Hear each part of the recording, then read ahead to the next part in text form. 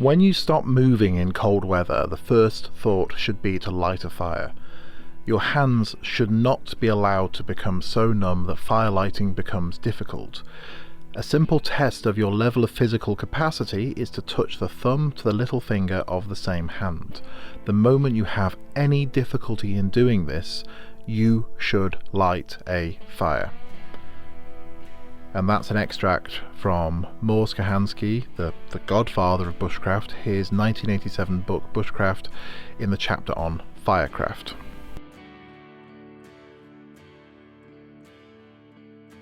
Hello everybody, and welcome back for episode 2 of Modern Outdoor Survival. So I am your host, my name is Richard Prideaux.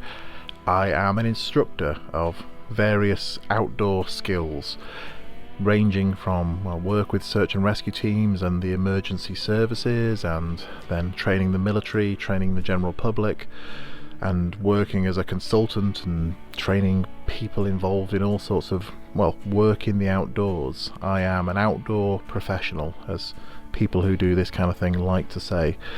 And this is our show. This is our small survival podcast. And if you want to know more about what this show is about, then maybe you should go back and listen to episode 0. But in a nutshell, this is a podcast about realistic and relevant survival skills and knowledge in a modern context. So we're going to talk a bit more about that as we go through. If you want to get in touch with the show or the producers, you can go to modernoutdoorsurvival.com. On there you'll find in the menu links for the Contact Us page, and also links for how you can become a supporter of the show, how you can access our online community via Discord, and a few other things there. So, without prattling on for too long in the bit before the main content, I'm going to hand over to our producer Amy. So the format for the show is she asks 5 questions, 5 sort of talking points, ignition points that allow me to rattle on and start talking about the subject. So the subject of the episode this week is bow drill. So over to you, Amy. Okay, so the first question is, what is a bow drill, and is it something I need to learn about? Yes. So these questions are really contrived because I wrote them. And I wrote them all in one go, thinking, oh yes, this will be a really smooth way to get into the subject. But bear with me, audience. So a bow drill. You have several components to a bow drill set. Starting from the ground up, you have a hearthboard. A hearthboard is normally about, minimum normally of about 8 inches in length, but normally a little bit longer, and that has a round depression worn into it, or at least one round depression worn into it by the action of the bow drill, and that is normally towards one edge of the hearthboard, and there's a segment taken out from that round depression, a bit like a piece of pie being taken out of a full pie. So you end up with a small segment taken out, and into that you insert a length of round wood, normally about slightly thicker than your thumb, so a little bit less than an inch in diameter, and it's about the length of your forearm. That is a piece of wood that is carved, so it has a round end at one end, quite a blunt end, and then a pointy end at the top end. That then gets inserted at the top end into a bearing block. So that is something that's comfortable to hold in one hand, in a fist hand, that has a depression underneath that allows you to lodge it over the top of the rotating bow drill, or soon to be rotating bow drill, and then around that drill you wrap just once a piece of sturdy cord that is then stretched between 2 ends of a springy piece of wood. So imagine a fiddle bow or a violin bow that's slightly more curved, or a very poor archery bow.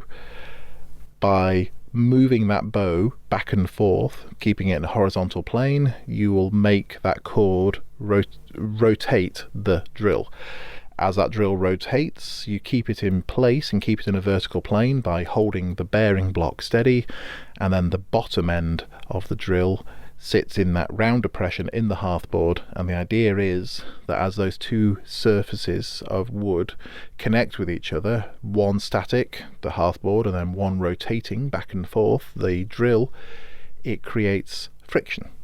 And that friction, combined with a slight wearing action, wearing away pieces of wood and little bits of wood dust, I suppose you could call it, that friction and that wood dust should eventually, and if you do it correctly and you choose your materials correctly, create a glowing ember which will sit down in that little notch in the hearthboard. And then you take that ember and you put it into something else more flammable, something that if you put an ember into it and allow it to allow some air through into it, it will ignite into a usable flame. So a bow drill is a fairly complex, primitive fire by friction device. It's also, for some reason, something people get really, really obsessed with. And if you look across on any Instagram account or YouTube channel about survival, once people seem to move up to a certain level, they start prattling on about bow drills and they start moving through with, oh yeah, you need to learn this skill because what if you lost your lighter and your matches and you needed to make fire, then you need to know how to do this. And then somehow that evolves into, well, the only true way to light a fire is by using a bow drill, to use fire by friction and do that every single time. And while it's true, it's a technique that if you master it, and it doesn't take that long to do, you just need to practice quite a lot. If you master it, then it can become a reliable way of making fire.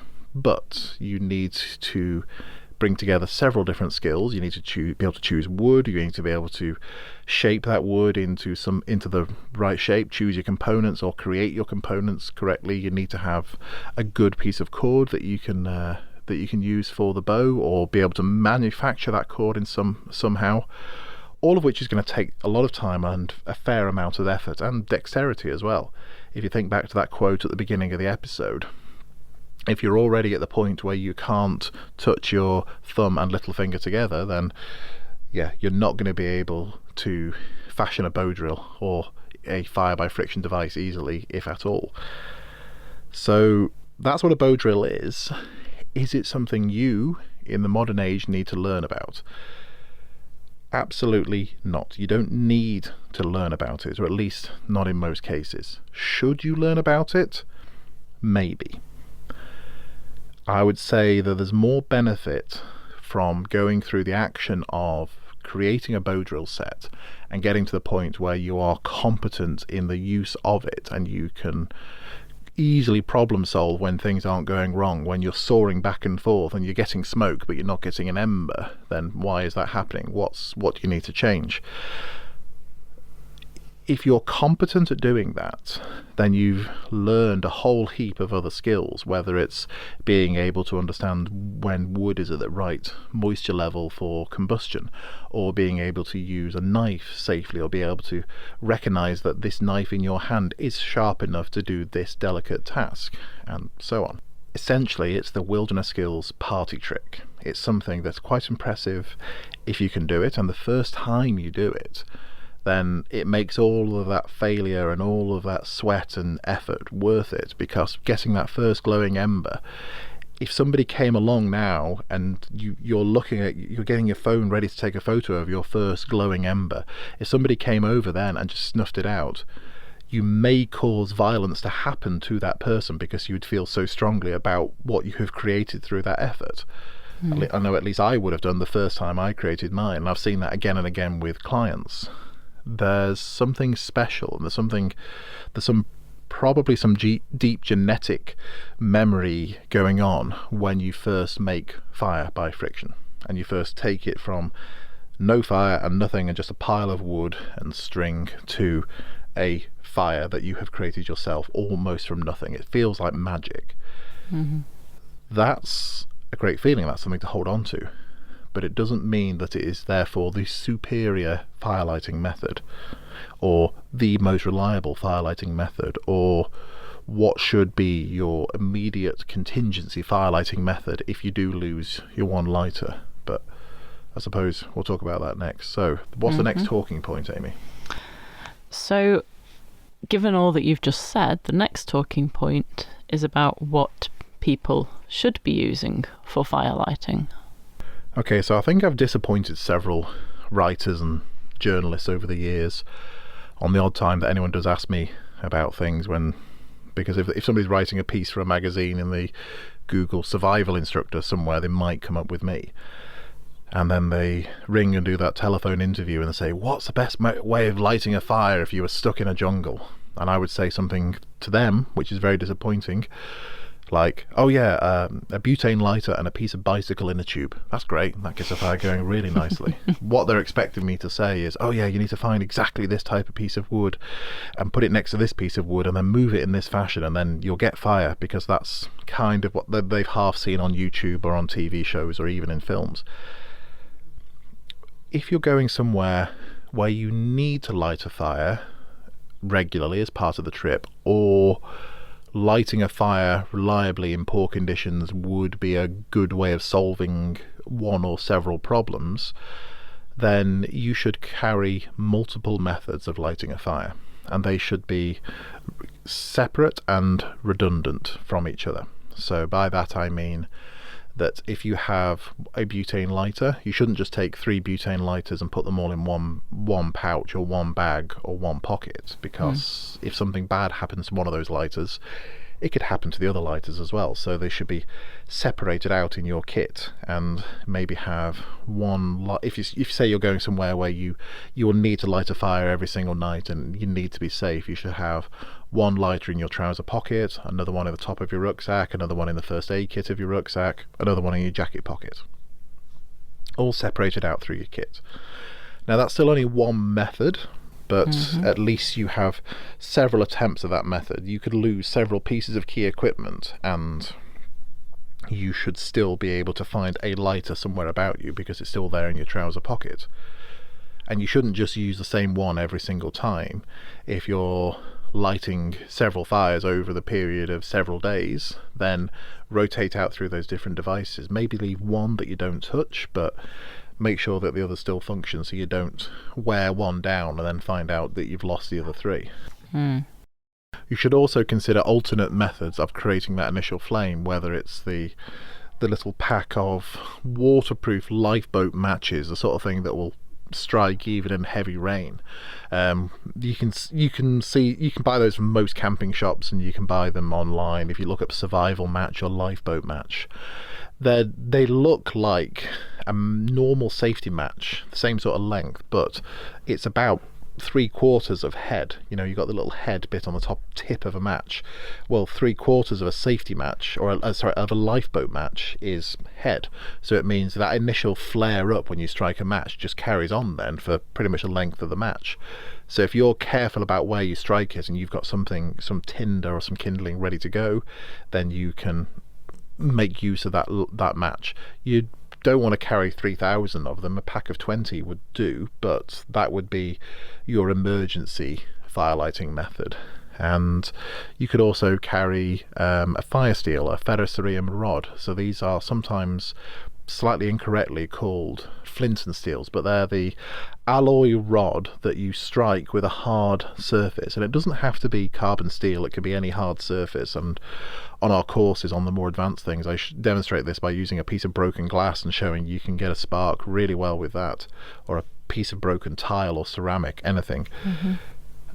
One of those ferrocerium rods you can carry and at least get a very good reliable shower of sparks. On its own it won't create a flame, but if you have something that you can put it to, you have a pile of dry fibrous material. The thing that always comes to mind is sort of cotton wool pads or dressings or something like that. They would take a spark and turn to a flame very, very easily. But you can buy other things. You can buy one of our favorites is something called Fire Dragon, which is the replacement for those god-awful hexamine blocks that used to be issue for the armed forces. Now they're replaced with these ethanol gel blocks, and they're absolutely fantastic.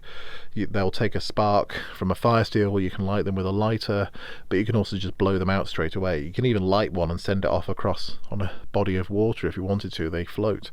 With a fire steel, you need to have something else to go along with it, and so that's the next part of it. It's not just about carrying a lighter, it's maybe carrying a reliable flame extender, something that will allow you to take that initial flame and let it carry on burning for 3 or 4 minutes. A flame extender could be that piece of bicycle butyl inner tube, it could be a pre-prepared or pre-made tinder block of some type, it could be a cotton wool pad or a piece of or a bit of dressing from the first aid kit, and a less than a teaspoonful of Vaseline or petroleum jelly or whatever your brand name of choice is. Something that, if you put a flame or spark to it, will burn and carry on burning for at least 2 or 3 minutes. The reason you would want a flame extender as well as a flame source like a lighter or a match is that flame extender will allow you to dry out slightly damp wood. So if you're gathering firewood in a damp forest and it's either very, very wet or very, very cold, and you're not sure about how dry that wood is, or you can't easily access very dry kindling, then you will want something that will sit there under your fire bundle and dry out that first layer enough so that it will then take and then will dry out the rest of the wood around it. This is why on our courses for Original Outdoors we teach firelighting as 2 distinct steps. There's how you make that initial flame, the ignition phase, and then there's how you structure the campfire, how you structure the wood and the kindling and so on. That's the architecture of the fire.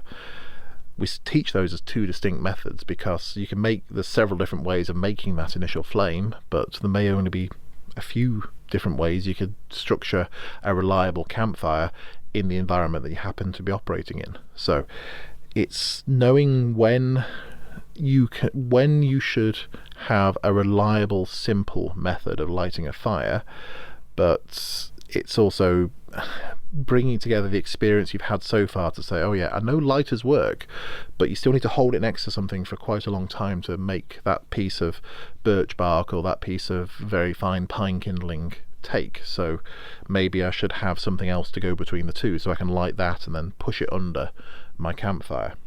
And one last thing on that is that people seem to get into their heads that there are points for lighting fires, that if you use a fire steel and a piece of cotton wool and some Vaseline, then you're cheating. Well, I think it was I know Paul Kirtley says this, but I don't know if it was his quote originally, that if you're getting points for something, then it's a game, and if it's a game, then you're not doing it for real. You're not taking it seriously, and that's how you should view this. Sorry, Paul, if I've butchered your quote there. That's how you should view this. So that if you are lighting a fire and you need a fire there, and you need to have that fire lit quickly, simply, using the minimum of resources, and those resources include time and your own energy, then it doesn't matter how you get the fire. If it's something that you know how it worked and you can repeat that process and you expended the minimum amount of energy and resources to do it, then you've won. You've got your fire, and no one cares whether you lit it with a BOWDRILL or a fire steel or a lighter, or by shorting a battery out and burning a piece of wire wool in between the two. It doesn't matter how esoteric and wonderful your technique is. You have now got a fire that you can use to warm yourself, or purify water by boiling, or heat food, or whatever it might be. Okay, so I'm slightly scared to ask this next question because I know where it's going. What if I lose all of my equipment? Well, the first question would be, why are you so stupid? How did you end up in the situation where you have lost everything? Why were you wandering naked a mile away from your camp and then dropping down into a gorge so you couldn't come back? I can't answer these questions. I do not have those answers. So I'll refer you back to episode 1, an attitude, where we talked about the 3 decision-making zones, where you make decisions before you go and do the trip, you make decisions while you're doing the trip, and you make decisions when you get back from the trip. Part of that decision-making whilst you're out doing something should be, I'm not going to put my pack down here and then walk 2 miles away and leave it there and assume it'll come back, or at least without taking some essential items from there, so that you now have a smaller set of equipment on your person, but it's still on your person. It's all of these things about, oh yeah, but if you need to use your shoelaces as the cord in the bow drill if you got there and you didn't have any of your equipment. Well, that's something that's much more easily solved by not being in that situation in the first place. There aren't many scenarios where, realistically, if you are paying attention as you go along and you are making good decisions, where you will end up completely separated from all of your equipment.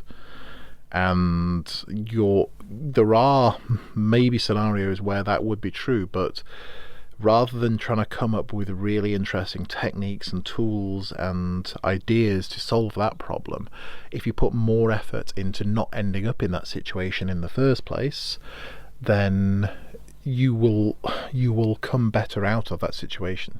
Then that doesn't mean that maybe if you are going somewhere where there's a high likelihood that you are going to end up in a short, medium or long-term outdoor survival scenario or situation through no fault of your own, and you would be forcibly separated from your equipment, then you should maybe look at some techniques and things that you can do without any equipment whatsoever. And in those scenarios, lighting a fire may not be the way forward. If you then have to fashion a bow drill set from scratch, go and gather a large amount of firewood, process it, get down to the dry wood on the inside, trying to find ways of accessing that wood so that you can then light a fire using the ember that you've created from the bow drill, using the string from your one shoe that you somehow still had on you. That's a lot of energy to expend. If you had instead just piled up a load of leaves, loose leaves from the forest floor, and dived into it and wrapped yourself up there, kept yourself off the ground, out of the wind, out of the rain, and just huddled into a ball and preserved as much heat and energy as you could, then you probably would last longer than the person who's just spent 4 hours trying and failing to make a bow drill set using nothing but their shoelace and a sharpened filling from their teeth, or whatever the internet scenario is that we're talking about. Think about these things, or have this kind of mindset when you are out doing your trip, so that you're on a multi-day backpacking trip. You need to go off and find water. So you put your pack down and you get your water filter system or your bottle out of the side of your pack, and then you go off. Well, I think there was a stream down there in that gully, so you head off down in that direction. Think about why you're leaving your pack behind. Is it because you're tired and you're hot and sweaty and you don't want to carry the damn thing for another hour longer if you can? Well, think about that next time you're filling up water, so that you don't fill the water just at the point where you are. You don't go off and leave your pack behind, or put yourself in a situation where that's likely. Too often instead you get to 3/4 of the way through the last set of water you filtered, and then think, oh yeah, I'll have a look around now for other water to filter. And when you do think, oh yeah, there is going to be some in that gully over there, you stop and then sit down and drink the last quarter of your water, and then wait until you have cooled down, so you're not so tired, so you're not so annoyed with yourself and the world and tired and don't want to carry the stupid rucksack anymore. You might feel better about things 15 minutes later, having rehydrated a little, and then you can just put your rucksack back on, walk slowly down the hill, refill up with water, walk back up and carry on with your trip, or go off and find your campsite or whatever it might be. If it can be easy, and it's often this is something that often happens to people as they become more experienced doing something. If it can be quite easy to think, yeah, well, I don't need that with me, I'll put this down here, I know what I'm doing, I'm an experienced outdoors man or woman, I'm going to go off and leave everything behind and just wander over here and do and gather water, gather firewood, go to the toilet, whatever it might be. just in the back of your mind, have an idea of, well, what if I get stuck down there? What if I break my ankle? What if I break my leg? What if I become incapacitated somehow whilst I'm down there? How do I get back to my tent, my sleeping bag, my stove, my emergency equipment? Is it worth leaving it there, or shall I just carry it with me? And if I am leaving it behind somewhere, then do I tell the others in the group where I'm going and say, I'm leaving my bag here, I'm going down there to get water, I'll be about 5 minutes? So that they're not then doing a mass search for you half an hour later when they still can't find you and they don't know where you've gone. Or if you are on your own, take your bag with you, or don't go very far from it, keep it within sight so that at the very least you can crawl back up to it. But think about the scenarios where you might be separated from your equipment, and instead of wondering why instead of trying to solve a problem of why you haven't got your equipment with you now, and I need to light my fire and I need to do all these things I see on TV, instead try not to get separated from your equipment. And a lot of this comes over from, I think, combat survival and that world where you'd be flying along in a jet, and for some reason then now you have ejected, gone out, canopy's gone, you've gone out in the jet, Martin Baker has sold another product and saved another life, and now you're coming down under your parachute canopy, whacking into the ground with just what was attached to your survival pack in the seat, and then trying to survive and evade capture or whatever it might be from that. Most survival situations that happen around the world aren't to do with escape and evasion and sear and people on the run trying to evade an enemy using nothing but the knife that's got everything in the handle or whatever John Rambo had. Instead it's people who've made some series of silly decisions, or they have somehow become separated away from everything because often through entirely their own actions and their own fault. I suppose another exception to this is survival at sea, where you can quickly go from being on a 21st century sailing or shipping vessel of some type to being overboard with nothing but what you had about your person at that time. And if you you fell off the back of a cruise liner and you were now out in the ocean and you're watching the lights go away towards the horizon away from you, there's not a hell of a lot you can do about it, and a lot of people die or go missing every single year do that. If you want to look that up for yourselves, go and Google cruise line deaths or missing persons, and for 2020 or 2019, actually no, maybe not 2020, that's probably a bad example, before COVID, just see how many people go missing. If you are survival at sea, often involves wearing things about your person that will help you either get back on your boat or be located by a search and rescue effort of some type, or when you do have to abandon ship and leave the vessel or leave the structure, then you kick over a life raft or something else that goes with you, or you do it in a life raft that is packed with the emergency and survival components that you need. So even there, in that situation, you shouldn't really be separated from your equipment, and if you do, then you're probably not going to make it. That was cheerful, wasn't it? Yeah. That was, really lightened the mood there. It's death and survival. People want to hear about it. It's true. That is true. So, when is it actually useful to know how to make fire by friction? It's less of it will become more useful at that point where it moves from, this is a survival situation where I'm actively trying to get out of it or prevent anything else worse from happening and I've got minimal equipment. It's not that kind of thing. It's the transition point from that to very long-term survival, where it just becomes, this might be just where I'm living for the rest of my life. It might switch from survival situation to, well, I live in the woods now. Yeah, unintentional house move, basically. Yes, or house loss. Yeah. Breakdown of society. It's kind of the Robinson Crusoe scenario, where you might have some things with you or things left behind or that wash up on the beach, but you don't want to use those resources and burn through it by lighting 30 fires. So instead you try and make fires last forever by never letting them go out and just continually adding more wood, or carrying those embers, because that's all you end up with after you've successfully used a bow drill set, is a hot ember. If you can carry one hot ember with you, then you can carry the same fire with you, a bit like the Olympic flame. Those long-term scenarios where there is no easy resupply, that fire by friction using a bow drill or a hand drill or a fire plow or something like that would be a viable technique or a viable strategy. I think I think if you look on YouTube, there's one of Ray Mears's BBC programs where it was one of the jungle trips where he was working with a group somewhere in South or Central America.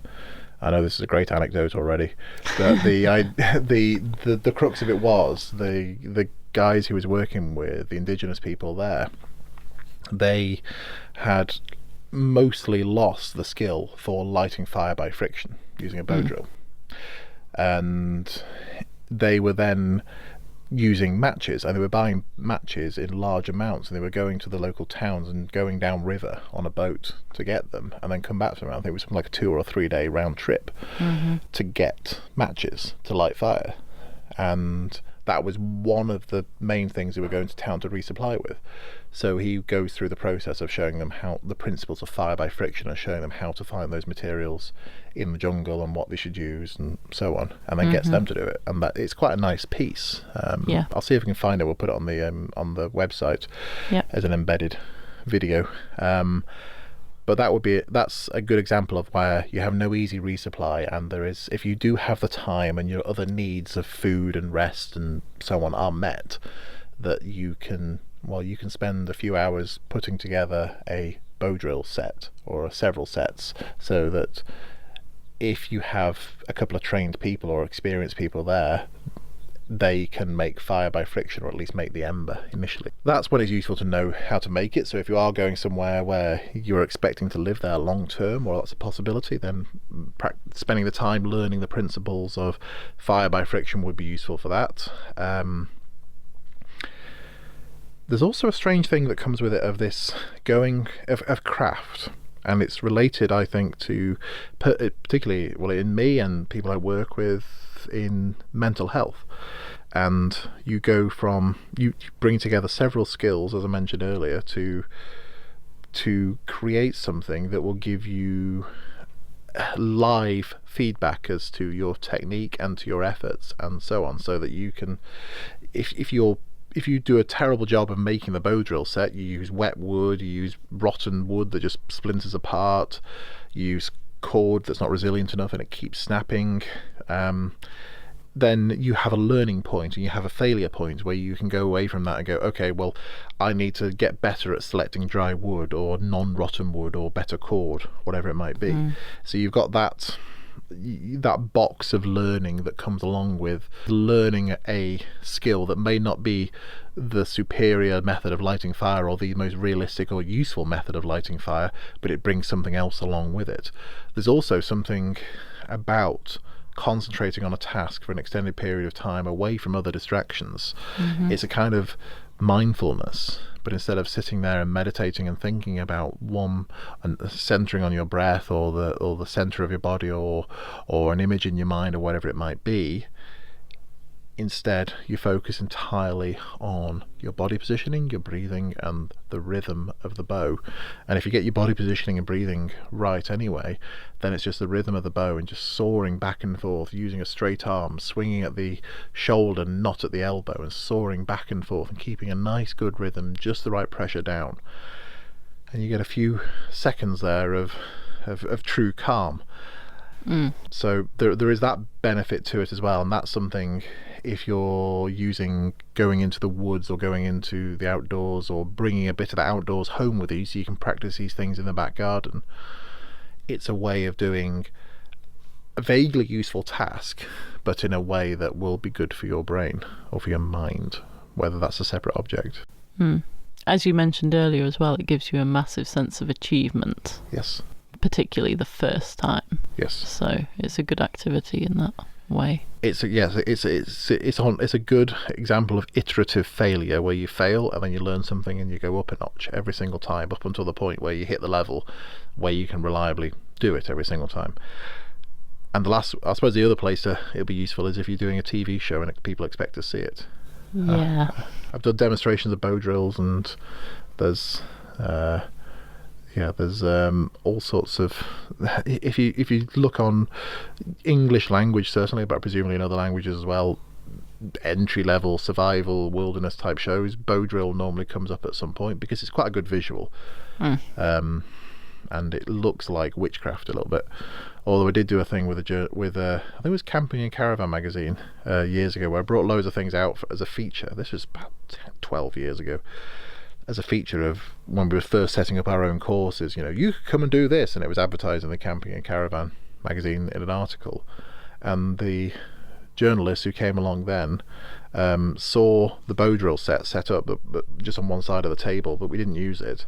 And she wrote then in the article something along the lines of, there was a worryingly placed primitive crossbow at the end of one of the tables, and that went in the article. I ended up having to get them to write a thing saying no, he wasn't wandering around with a crossbow. But yeah, it looks like a weird bag of things, but it is it makes quite a good visual on TV shows.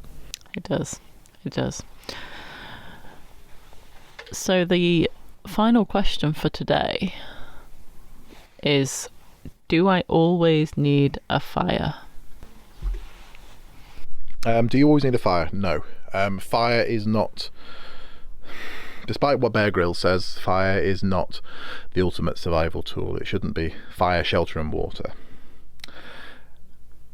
Because in some cases, lighting a fire is probably going to increase the risk around you through forest fire or grass fire, or just burning down the environment you have to survive in.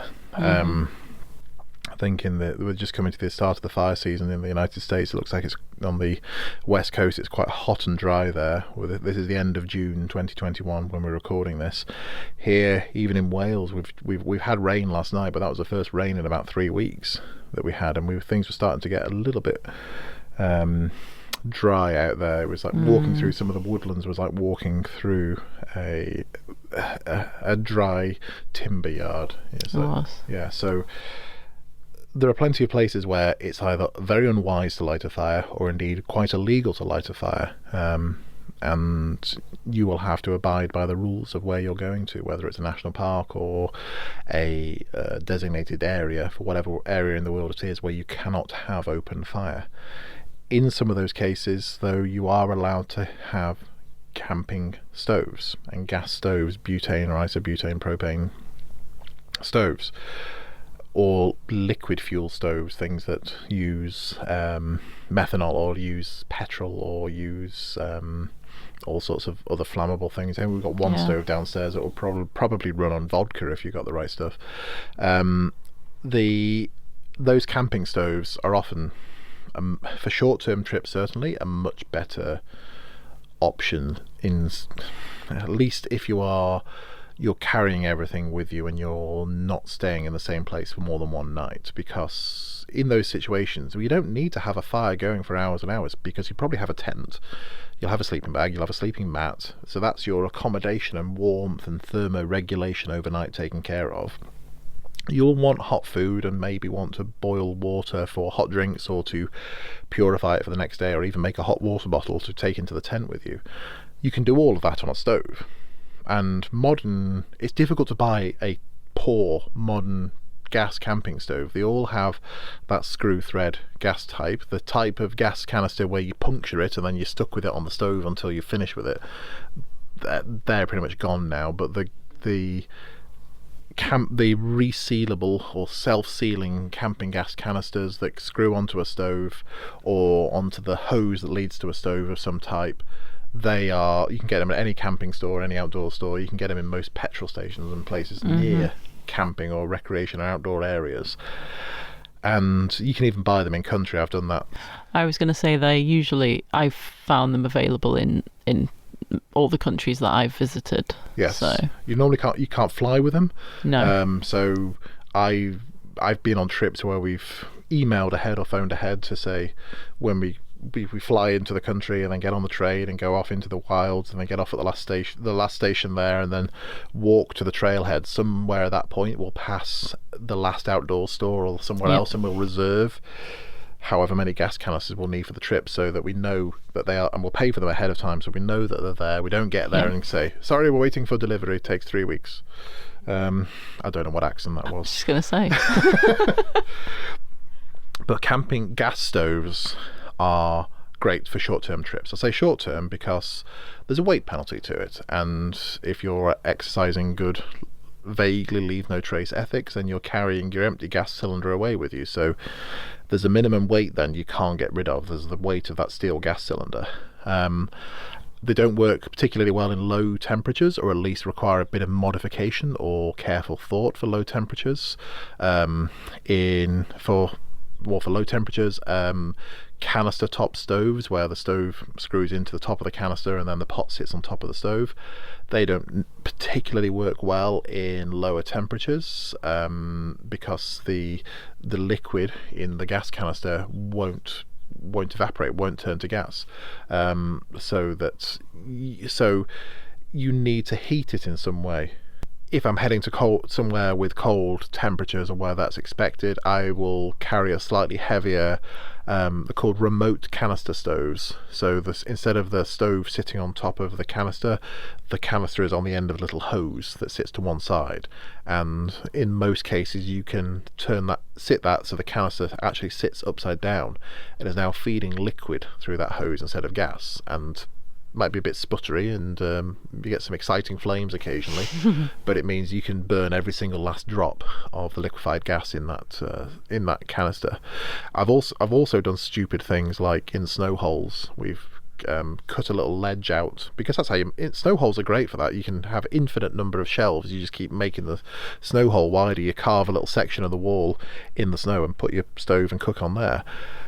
Cut a little slot under the gas canister and put a tea light candle underneath, so that's warming the gas canister. We've all you've got to be careful with that, because the risks of explosions and things. Yeah, but you know. And another one is take a piece of copper tube and wrap it around the gas canister, and then put the end of the copper tube up into the flame of the stove. We did nearly detonate a gas canister once with that, because all the heat hit one area of the gas canister. But do things at your own risk. Don't. There are, aren't there winter mixers as well? There are, and there are some that are designed to work just above freezing. I think MSR have their winter fuel one that they recommend. If you take a little bowl of water and put the canister in that beforehand, it means that if it's still water, it's above freezing. So, and it's optimized to work at just above freezing, so that it will keep feeding through. I found that works really well up until the bowl of water freezes around the gas canister. That's happened a few times. Yeah, I can see that being a problem. Other options are, as I said, liquid fuel stoves. So you can get sort of the Primus OmniFuel or the MSR, I think MSR Whisperlite, or other models, but things that work. It looks a bit like a gas stove, but instead it's got a small steel bottle off to one side with a pump, and you pump that to pressurize the bottle, and it pushes flammable liquid through the tube, and that goes through there. More of the longer term expedition stoves, or something that you would want to take into colder weather, but they are heavy and they still have a resource that gets used up slowly, but you can normally carry a couple of weeks worth of fuel with you without too much penalty.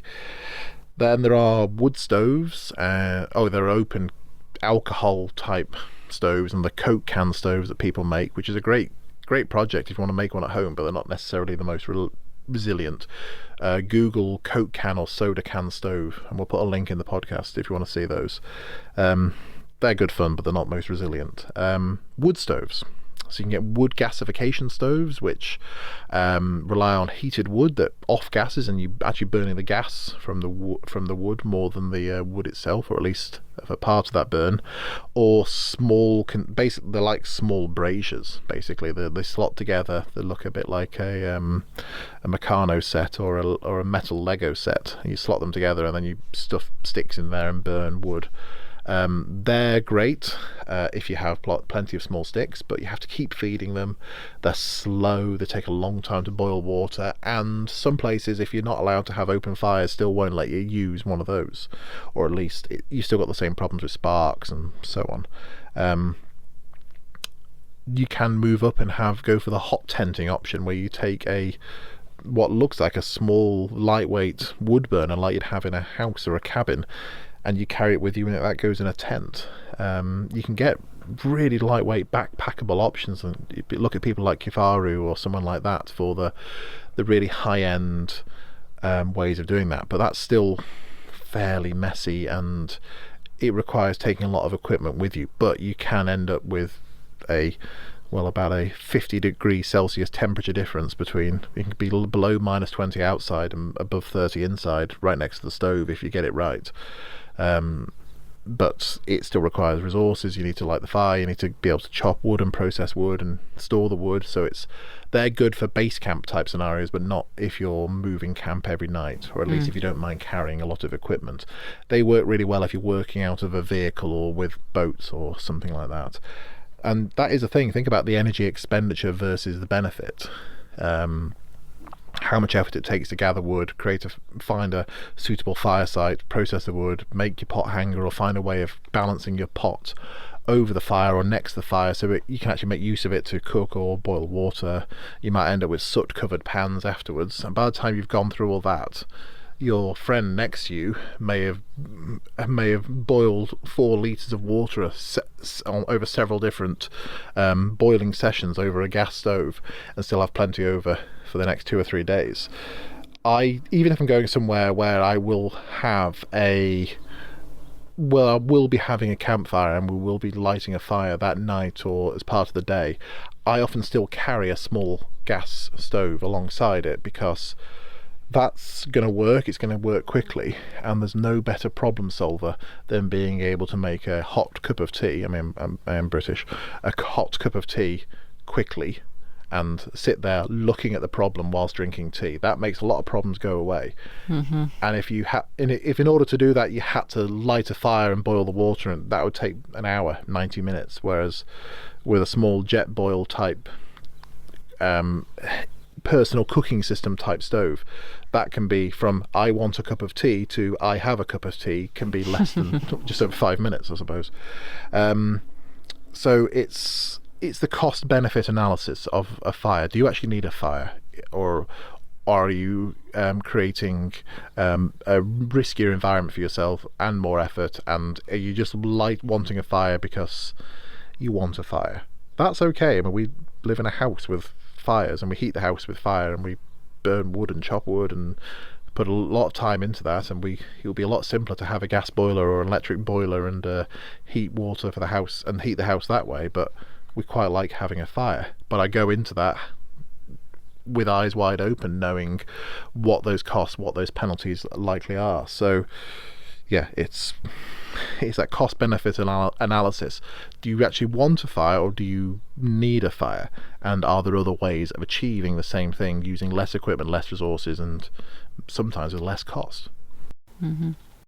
And that's it for this week. We're coming to the end of the main public show. I say main public show because if you're a supporter of the show via Patreon or Subscribestar, then you will get access to a longer episode. We'll carry on talking soon, and we'll go through a few more things. And you'll also get early access to this show. If you're a supporter of the show, you would have received this on Friday. Whereas if you're on the public, if you're a member of the public, and you're not a supporter of the show, then you will have to wait until Monday for this to come out. So you get less content a bit later. So you may as well be a supporter. And it only costs £2 per month to be a supporter of the show, or you can become a supporter of all of the podcasts created by Original Outdoor Media for £3 per month. And all of those podcasts have either early access or additional content as a reward for being a supporter. So you can pay £3 per month and have access to all of those, or just £2 per month and have access just to the Modern Outdoor Survival shows. And we also have our online community on Discord, which is our community where we're going to talk directly with everybody. We're going to do most of the interaction there. We're also going to have post-episode discussions, and, well, come autumn 2021, we're going to start having some in-person events, which we're going to talk about in a few weeks. We have a couple of, well, we only really have Instagram for social media now. We have Modern Outdoor Survival. We're still banned on Twitter without posting a thing. But we have our Instagram account, Modern Outdoor Survival, where we post a few sort of nicely edited grainy images with me with filthy hands doing things. We've also got our Q&A episode coming up in a couple of weeks, so if you want if you have some questions to submit, and I'll try and answer them on the show, then you can do that via the Modern Outdoor Survival website, so modernoutdoorsurvival.com. Go to the contact page, there's a form there, you can submit the questions, and there's an email address there if you prefer that. You can also send messages via Instagram or something like that if you get them to us somehow. So I'm going to leave you as members of the public now with our 3 principles of modern outdoor survival, and those are that you should make good decisions at the right time, you should prioritize training over shiny new equipment, and you should always remember that Instagram is not your training provider. Thank you for listening. I'll be here with you next week.